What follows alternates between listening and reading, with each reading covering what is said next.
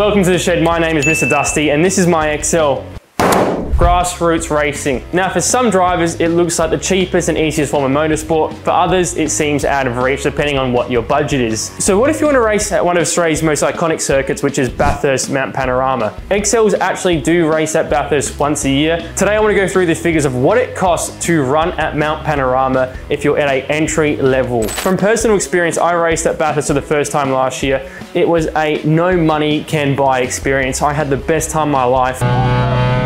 I remember going out on the track for the first time still questioning, was this real? Because it is such a crazy circuit. It's such an achievement for anybody who's started watching it as a kid on TV to finally going to race it yourself. You'll remain with me for a long time. You're a pack of assholes. And keep in mind, we do have a 60 car grid. It is one of the biggest grids that they have at Bathurst. So a lot can go wrong. You might not get as much track time as you expect, but at the end of the day, you will be cutting laps at Bathurst. So let's get right into it. What is our costs? Now, if you want to go to the event, you have to enter the event. So your first cost is your entry fee.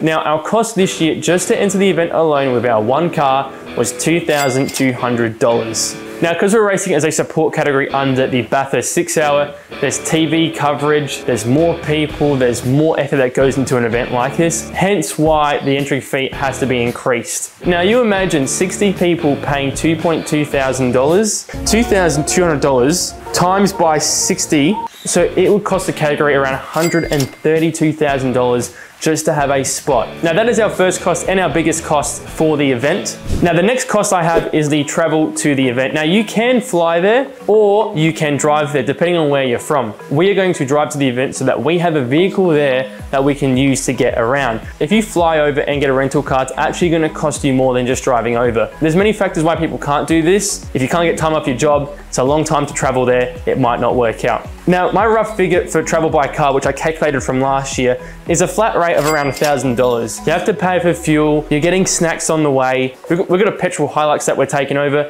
It's gonna guzzle fuel, but at least it can store what we need in the back. Definitely comes in handy. Now we get into the first part of accommodation. It's a 2-day drive to Bathurst. Ideally, you don't want to do it in one go. It's way too risky. So you're gonna have to get accommodation on the way. We normally get an Airbnb, which costs us $450 per head. Now, obviously this price will be reduced depending on the amount of people that come with you, $450 for that rate. Now, our next thing, you might be going to Bathurst with yourself, but where's your car? Towing it was really sketchy. If you've got a really good tow car like a Dodge Ram, it's not much of an issue. For that reason, I'm putting my car on a transporter. Thankfully, we have someone called GH Haulage here in Adelaide. So they're gonna be taking a bunch of our XLs up, which also subsidizes the cost that it's gonna be to get the cars up there. But that cost just to get the car up there and back is $1,600. Now this bad boy has to be prepared. So car preparation prior to the event.